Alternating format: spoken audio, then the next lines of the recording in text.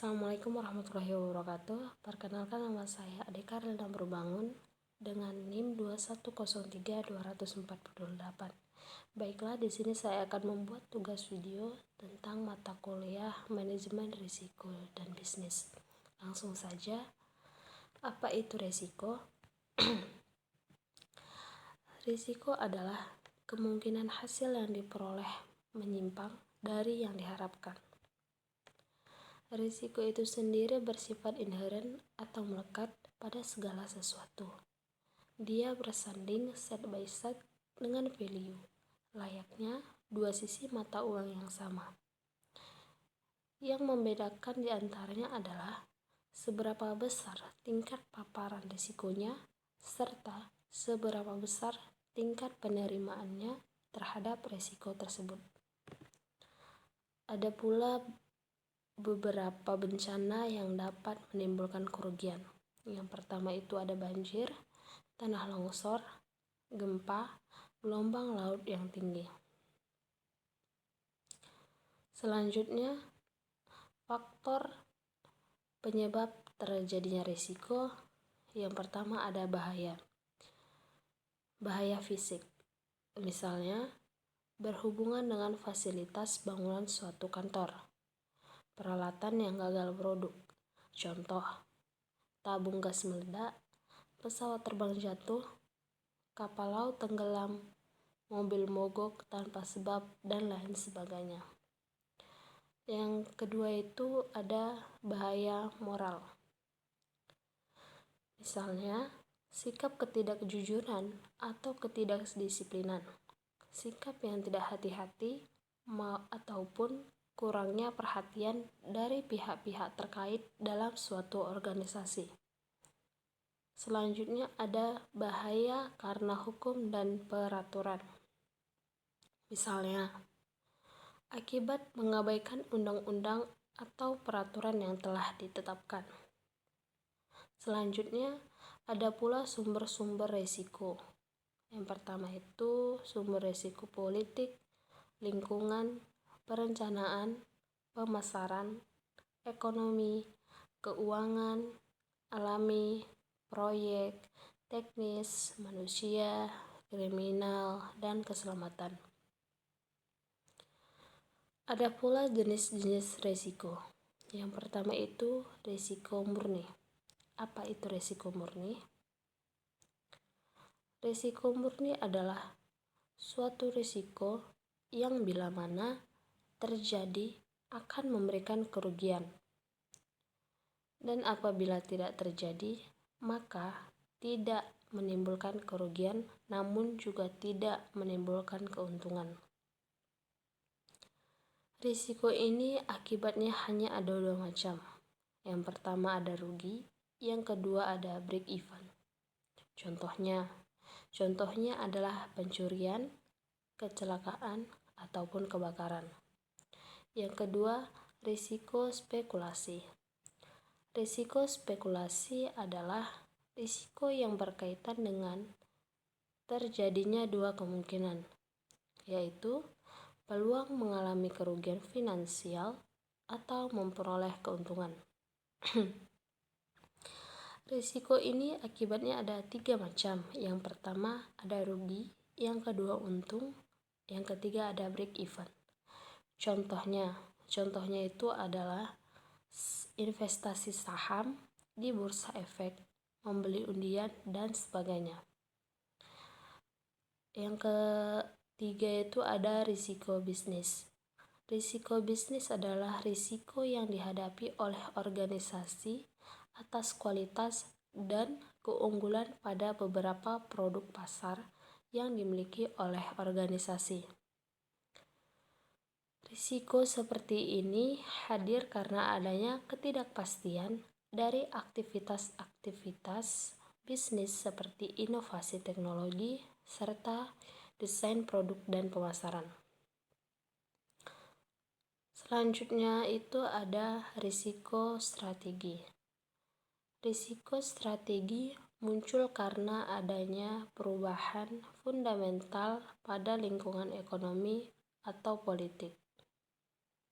Risiko strategi sangat sulit untuk dihitung karena berhubungan dengan hal makro di luar organisasi, seperti kebijakan ekonomi, iklim politik, dan lain-lain.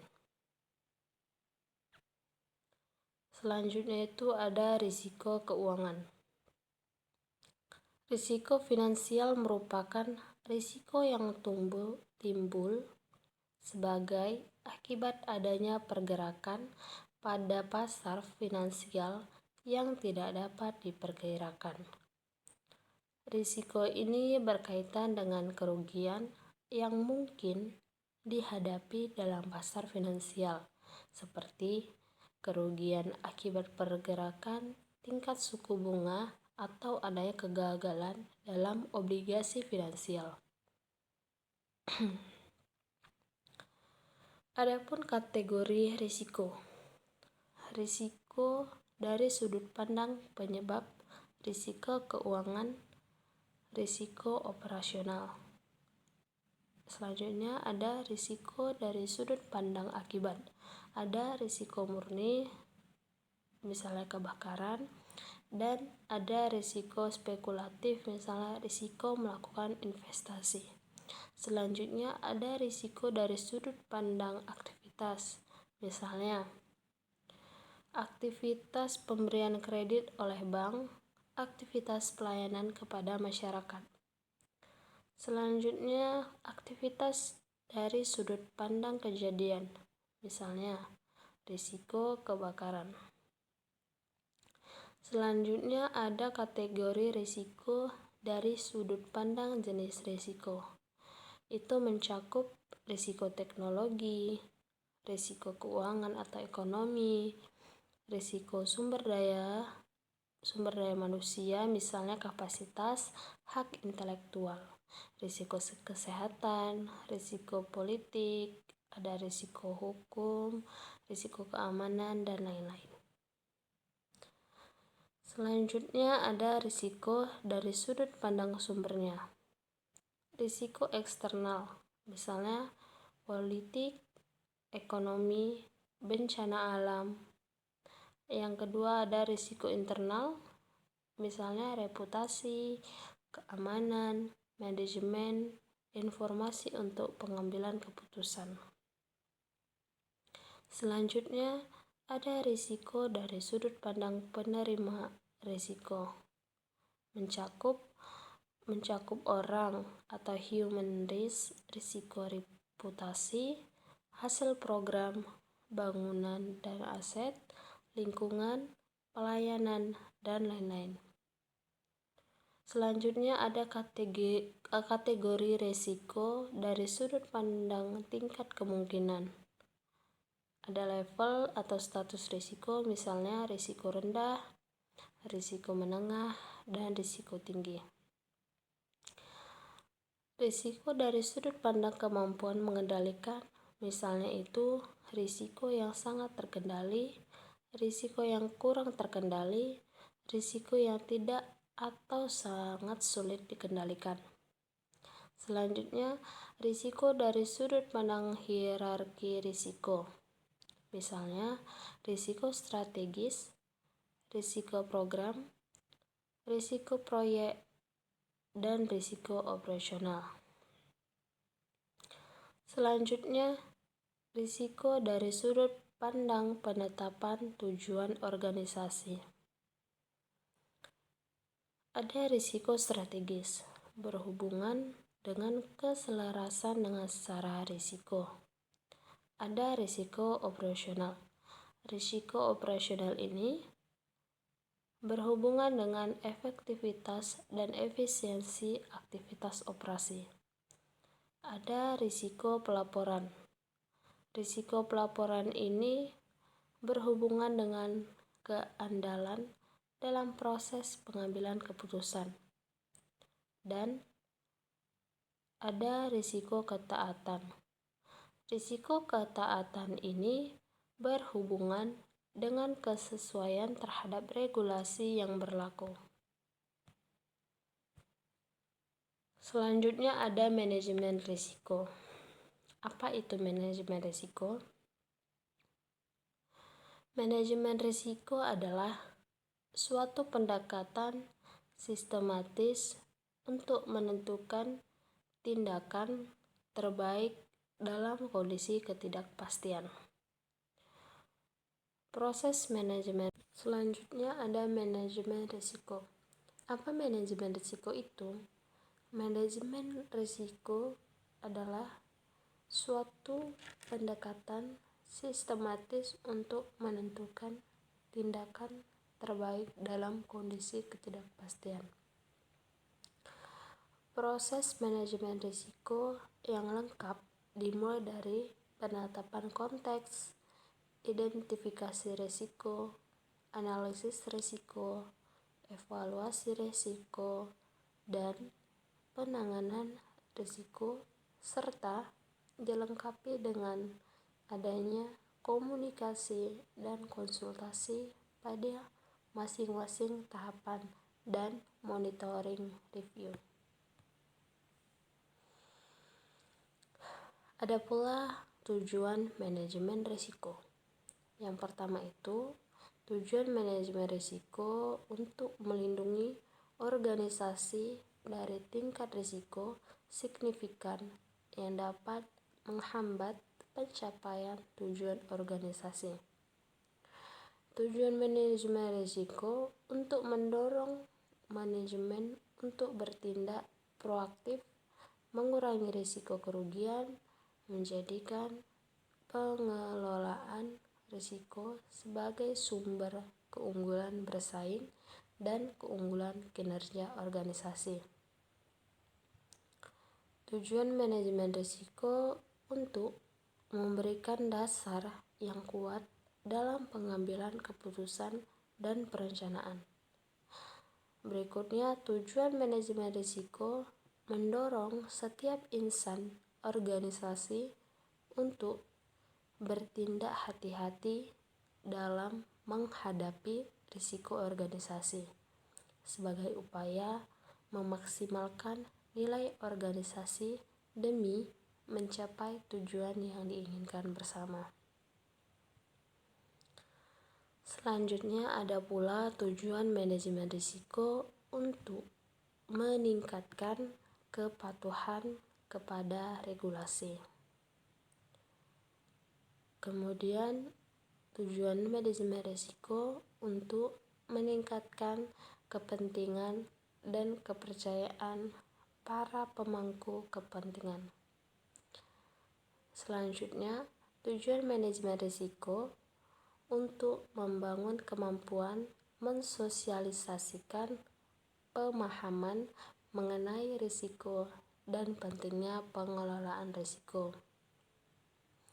Selanjutnya, adapun tujuan manajemen risiko meningkatkan kinerja organisasi melalui penyediaan informasi tingkat risiko yang dituangkan dalam peta risiko atau risk map yang berguna bagi manajemen dalam pengembangan strategi dan perbaikan proses manajemen risiko secara terus-menerus.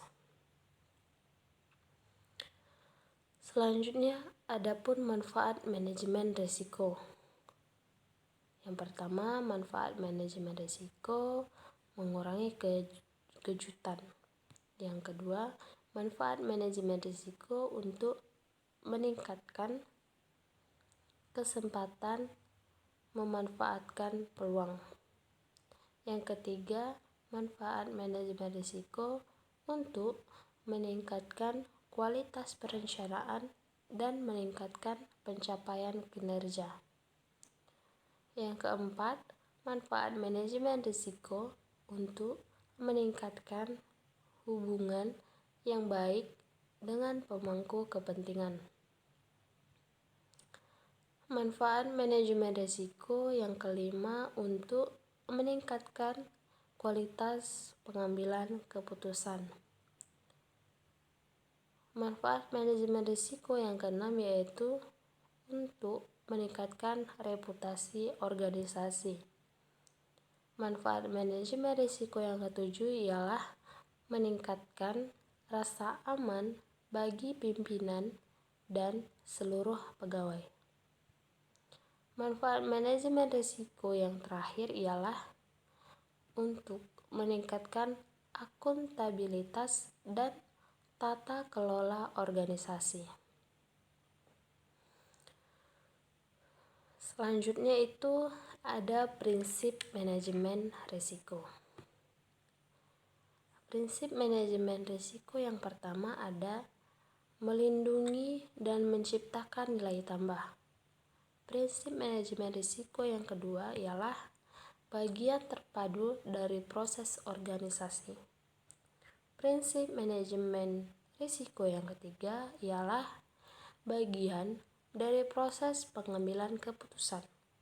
Prinsip manajemen risiko yang keempat ialah secara khusus menangani aspek ketidakpastian.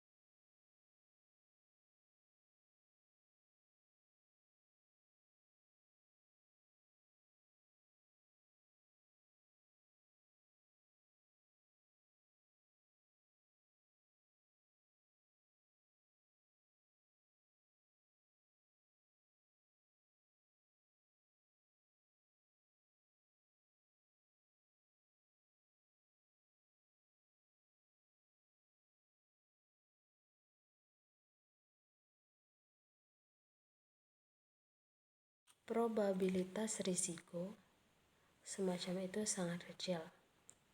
Karena itu risiko tersebut tidak perlu diperhatikan. Contoh lain adalah risiko kebakaran dengan probabilitas misalnya 0,6. Karena probabilitas yang tinggi, maka risiko kebakaran perlu diberikan perhatian ekstra. Contoh tersebut menunjukkan bahwa dengan menggunakan teknik probabilitas, kita bisa melakukan prioritasi risiko sehingga kita bisa lebih memfokuskan pada risiko yang mempunyai kemungkinan yang besar untuk terjadi.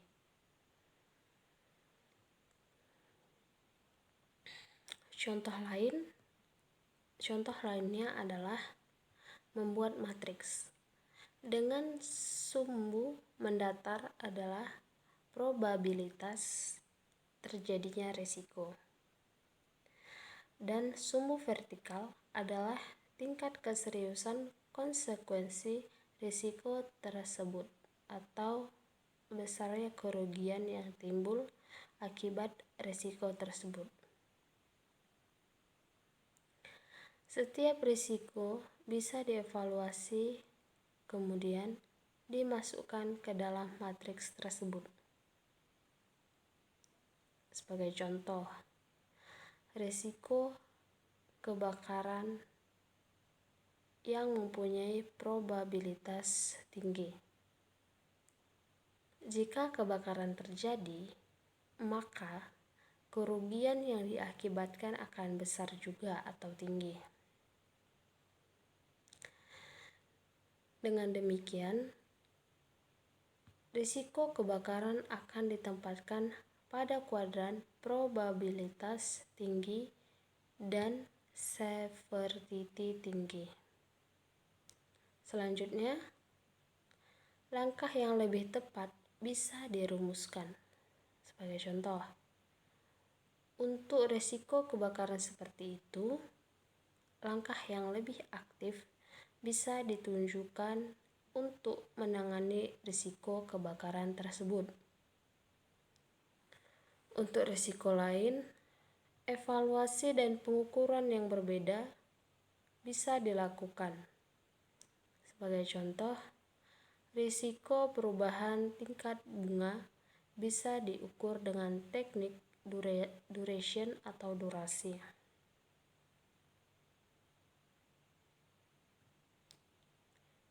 Modul identifikasi tingkat bunga suku bisa diukur dengan teknik durasi. Modul identifikasi dan pengukuran risiko spekulasi akan banyak membicarakan risiko perubahan tingkat bunga. Risiko pasar bisa dievaluasi dengan penggunaan teknik VAR atau Value at Risk.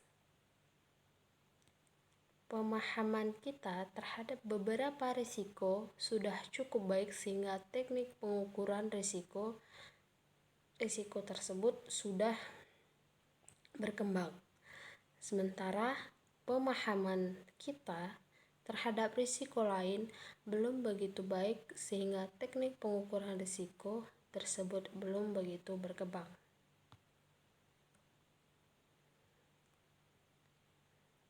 Teknik lain untuk mengukur risiko adalah dengan mengevaluasi dampak risiko tersebut terhadap kinerja perusahaan. Selanjutnya ada pengelolaan risiko. Setelah analisis dan evaluasi risiko, langkah berikutnya adalah mengelola risiko. Risiko harus dikelola. Jika organisasi gagal mengelola risiko, maka konsekuensi yang diterima bisa cukup serius. Misal, kerugian yang besar. Risiko bisa dikelola dengan berbagai cara, seperti penghindaran, ditahan atau retention, diversifikasi atau ditransfer ke pihak lainnya. Erat terkait dengan manajemen risiko adalah pengendalian risiko atau risk control dan pendanaan risiko atau risk financing. A. Penghindaran. Cara paling mudah dan aman untuk mengelola risiko adalah menghindar. Tetapi, cara semacam ini barangkali tidak optimal. Contoh, jika kita ingin memperoleh keuntungan dari bisnis, maka mau tidak mau kita harus keluar dan menghadapi risiko tersebut. Kemudian, kita akan mengolah risiko tersebut. B. Ditahan atau retention. Dalam beberapa situasi, akan lebih baik jika kita menghadapi sendiri risiko tersebut atau menahan risiko tersebut atau risk retention. Sebagai contoh, misalkan seseorang akan keluar rumah membeli sesuatu dari supermarket terdekat dengan menggunakan kendaraan. Kendaraan tersebut tidak diasuransikan. Orang tersebut merasa asuransi terlalu repot, mahal. Sementara dia akan mengendarai kendaraan tersebut dengan hati-hati. Dalam contoh tersebut, orang tersebut memutuskan untuk menanggung sendiri atau menahan retention risiko kecelakaan. C. Diversifikasi. Diversifikasi berarti menyebar exposure yang kita miliki sehingga tidak terkonsentrasi pada satu atau dua exposure saja. Sebagai contoh, kita barangkali akan memegang aset tidak hanya satu, tetapi pada beberapa aset, misal saham A, saham B, obligasi C, properti, dan sebagainya. Jika terjadi kerugian pada satu aset, kerugian tersebut diharapkan bisa dikompensasi oleh keuntungan dari aset lainnya. D. Transfer risiko. Jika tidak ingin menanggung risiko tertentu, kita bisa mentransfer risiko tersebut ke pihak lain yang lebih mampu menghadapi risiko tersebut. Sebagai contoh, kita bisa membeli asuransi kecelakaan. Jika terjadi kecelakaan, perusahaan asuransi akan menanggung kerugian dari kecelakaan tersebut. E. Pengendalian risiko. Pengendalian risiko dilakukan untuk mencegah atau menurunkan probabilitas terjadinya risiko atau kejadian yang tidak kita inginkan. Sebagai contoh, untuk mencegah terjadinya kebakaran, kita memasang alarm asap di bangunan kita.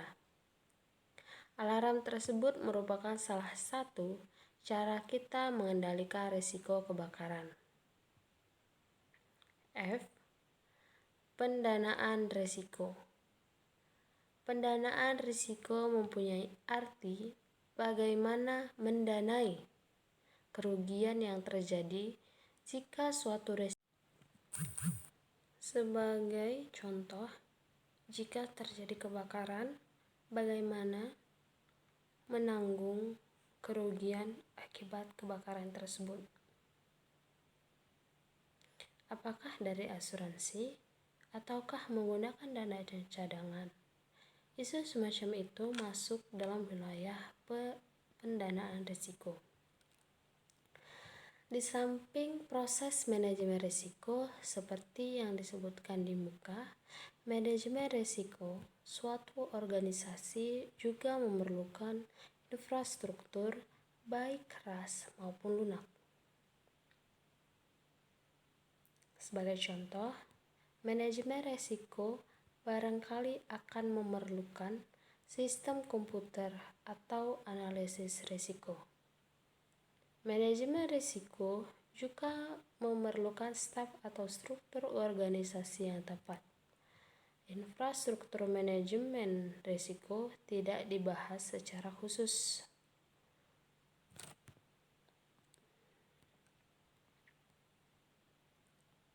Risiko muncul karena kondisi ketidakpastian. Contoh, kita mengharapkan memperoleh tingkat keuntungan 10%, tetapi ternyata kita hanya memperoleh 5%. Dengan demikian, harapan kita tidak terpenuhi. Kondisi ketidakpastian membuat harapan kita meleset.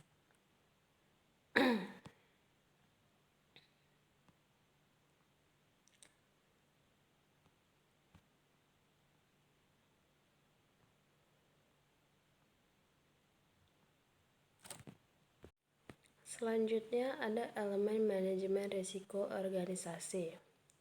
Misalnya, kita ditugaskan untuk membuat dan memimpin departemen manajemen risiko suatu perusahaan. Bagaimana kita memulainya? Pertama, kita harus menyiapkan prasarana yang diperlukan untuk memulai pekerjaan manajemen risiko yang meliputi prasarana lunak atau non-fisik dan prasarana keras atau fisik. Yang pertama itu ada prasarana manajemen risiko. Salah satu hal yang paling dikerjakan untuk mempersiapkan manajemen risiko adalah menyiapkan prasarana yang mendukung manajemen risiko yang meliputi prasarana lunak dan keras. A. Prasarana lunak. Ada beberapa isu yang berkaitan dengan penyiapan prasarana lunak untuk manajemen risiko, yaitu mengembangkan budaya sadar risiko untuk anggota organisasi. Selanjutnya ada dukungan manajemen. Mengembangkan budaya sadar risiko. Tujuan dari budaya sadar risiko adalah agar setiap anggota organisasi sadar adanya risiko dan mengambil keputusan tertentu dengan mempertimbangkan aspek risikonya. Dengan singkat, tujuan budaya sadar risiko adalah agar anggota lebih berhati-hati dalam pengambilan keputusan. Jika anggota tersebut sadar akan risiko, maka organisasi yang didirikan dari kumpulan individu akan menjadi lebih peka terhadap risiko. Bagaimana mengembangkan perilaku yang sadar risiko untuk anggota organisasi? Salah satu cara yang bisa dilakukan adalah dengan memaksa mereka untuk berpikir risiko. Untuk setiap keputusan yang akan diambil. Pebisnis secara natural adalah orang yang optimis. Karena itu mereka berani terjun ke dunia bisnis dan cenderung melupakan aspek risiko yang mendorong mereka untuk lebih berhati-hati. Jika dipaksa untuk berpikir mengenai risiko, maka mereka akan lebih seimbang dalam memutuskan sesuatu. Sebagai contoh,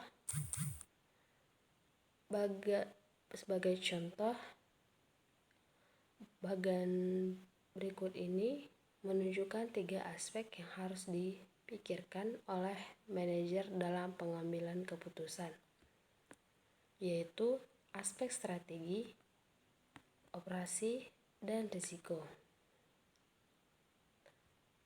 Misalkan seorang manajer akan meluncurkan produk baru, dia harus memikirkan 3 aspek yang disebutkan dengan pertanyaan sebagai berikut. Aspek strategis, apakah produk ini bisa memenuhi kebutuhan konsumen? Apakah produk ini bisa membantu pencapaian tujuan perusahaan atau mencapai target keuntungan perusahaan tertentu?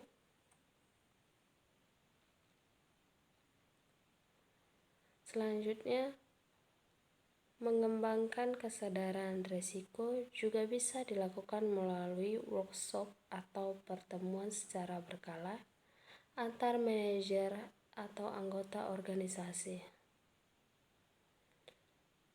Agenda dalam workshop tersebut adalah membicarakan kejadian-kejadian yang bisa menimbulkan dampak yang negatif terhadap organisasi, alternatif pemecahannya.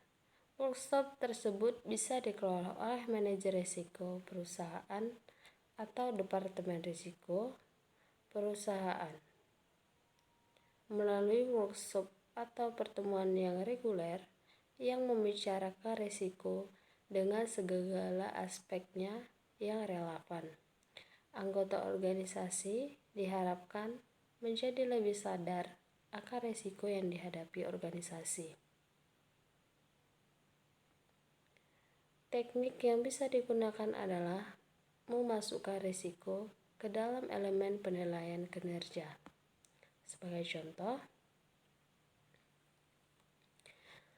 alokasi modal diberikan kepada usulan investasi yang memberikan risk-adjusted return atau tingkat keuntungan setelah disesuaikan dengan risikonya yang paling tinggi. Jika kriteria semacam itu yang akan dipakai, maka organisasi akan secara langsung menghukum manajer yang berperilaku risiko tinggi.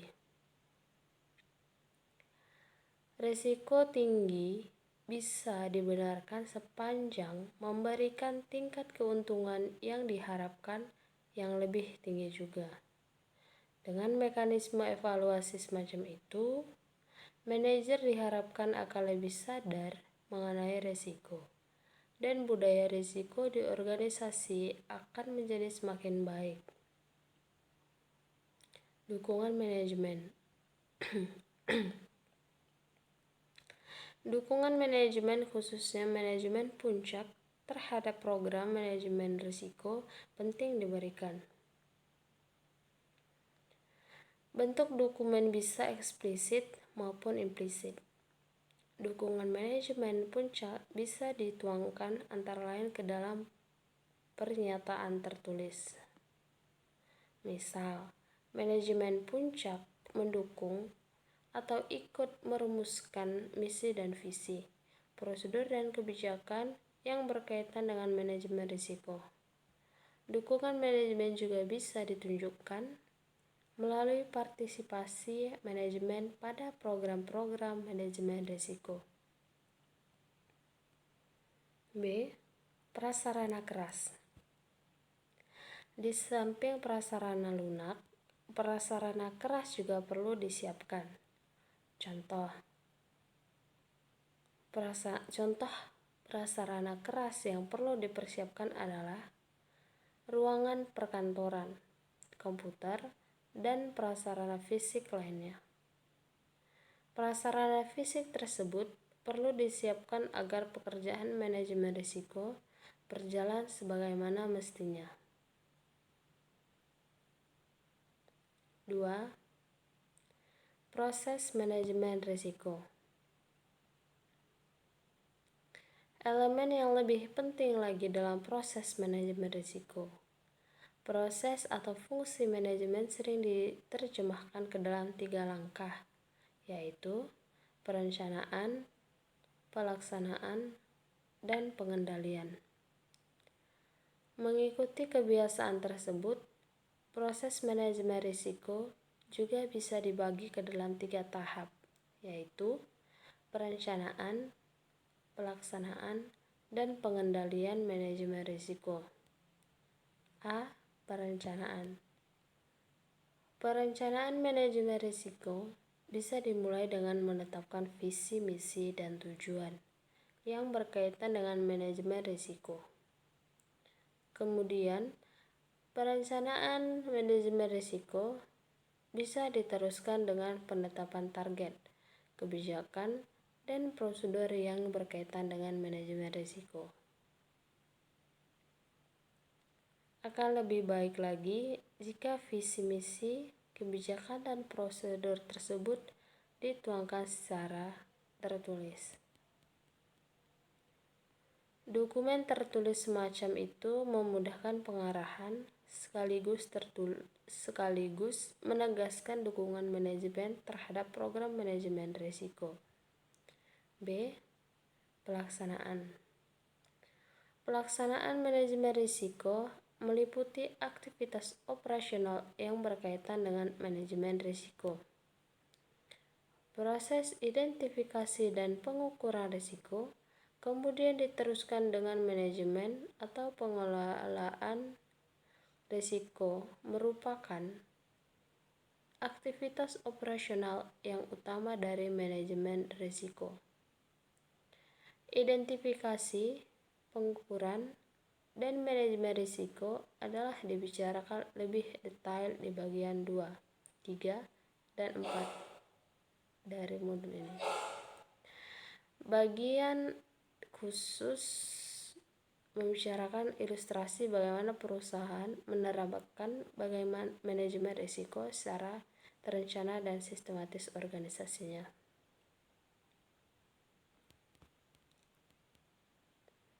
C. Pengendalian. Tahap berikutnya dari proses manajemen risiko adalah pengendalian, yang meliputi evaluasi secara periodik pelaksanaan manajemen risiko, output pelaporan yang dihasilkan oleh manajemen risiko, dan umpan balik atau feedback. Format pelaporan manajemen risiko bervariasi dari satu organisasi ke organisasi lainnya, dan dari satu kegiatan-kegiatan lainnya.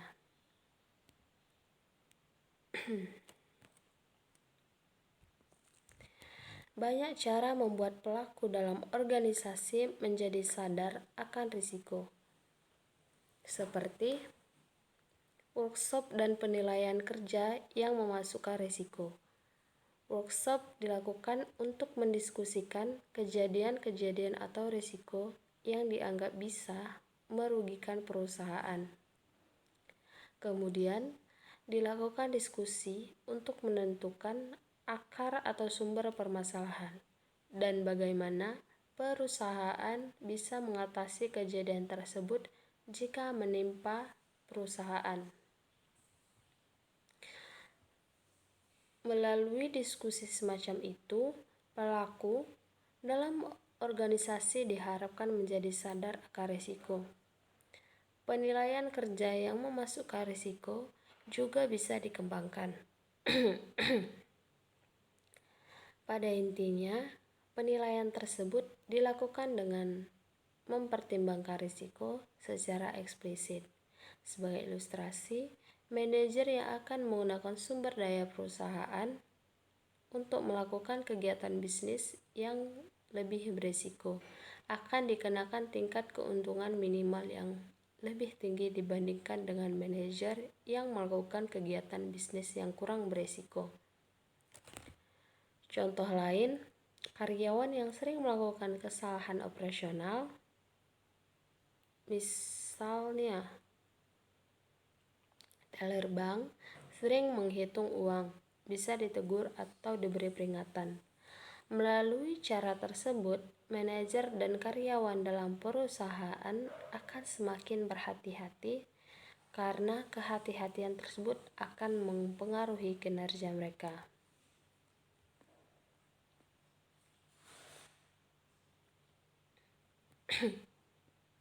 Baiklah, sekian dari pemaparan video untuk pertemuan pertama mata kuliah Manajemen Risiko dan Bisnis. Jika ada ketidakjelasan atau kesalahan dalam video saya mohon maaf. Assalamualaikum warahmatullahi wabarakatuh.